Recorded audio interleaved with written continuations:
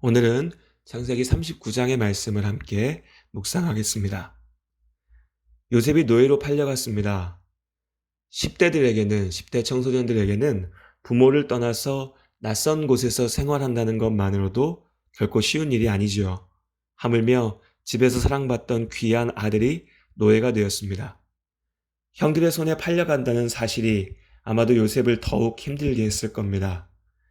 아버지의 곁에서 행복했던 요셉이 절망의 나락으로 떨어지게 된 것이죠. 그런데 하나님께서는 노예로 팔려간 요셉이 형통하다고 하십니다. 창세기 39장 2절에 그가 형통한 자가 되어 그의 주인 애굽 사람의 집에 있으니 라고 말합니다.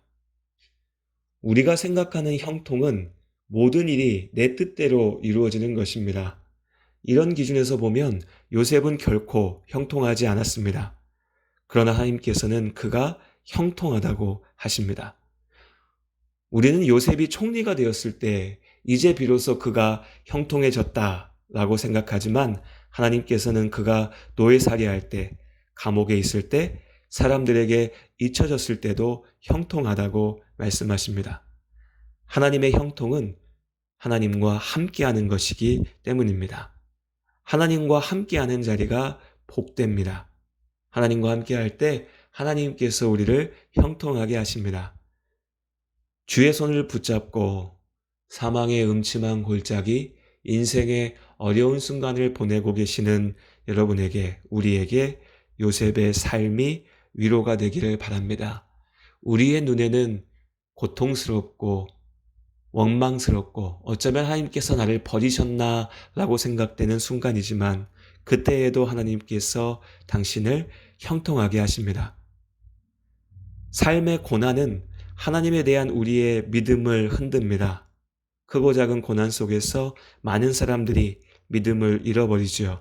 그러나 택함받은 성도들에게 고난은 하나님과 함께 사는 것을 배우는 연단의 시간이 됩니다. 그래서 베드로전서 1장 6절에 베드로의 고백처럼 너희가 이제 여러 가지 시험으로 말미암아 잠깐 근심하게 되지 않을 수 없으나 오히려 크게 기뻐하는도다 라고 고백합니다. 요셉이 처한 현실을 한번 생각해 보죠. 끝이 보이지 않는 절망입니다.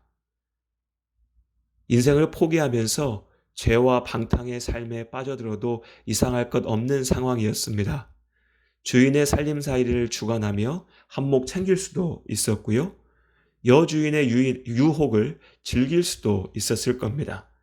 하지만 요셉은 삶의 모든 순간 하나님과 함께했습니다. 그는 보디발이 아니라 하나님께 죄를 지을 수 없었습니다. 하나님께서 항상 함께 하시니 그 하나님 앞에 죄 지을 수 없었던 것이죠. 그렇게 요셉은 하나님과 함께하며 하나님의 때를 기다렸습니다. 창세기 39장 10절에 요셉이 고백합니다.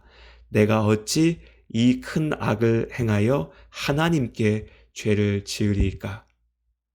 이렇게 어려움 속에 찾아오는 죄의 유혹 가운데도 하나님 앞에 오직 하나님과 동행했던 요셉에게 하나님께서는 39장 23절에 이는 여호와께서 요셉과 함께 하심이라 여호와께서 그를 범사에 형통하게 하셨더라.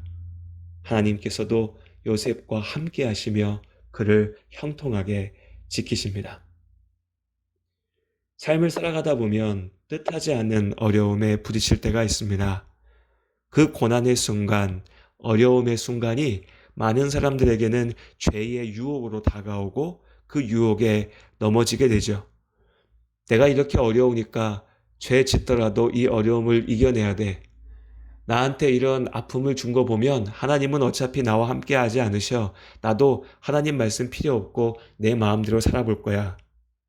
이렇게 우리가 죄의 유혹에 넘어갈 때 그때 비로소 내 인생이 정말로 죽게 되는 겁니다.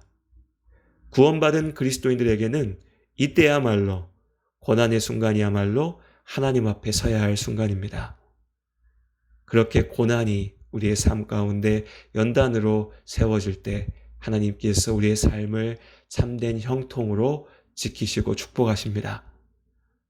오늘 하루도 죄의 유혹을 이기며 하나님과 함께하는 형통한 하루가 되시기를 주님의 이름으로 축복합니다.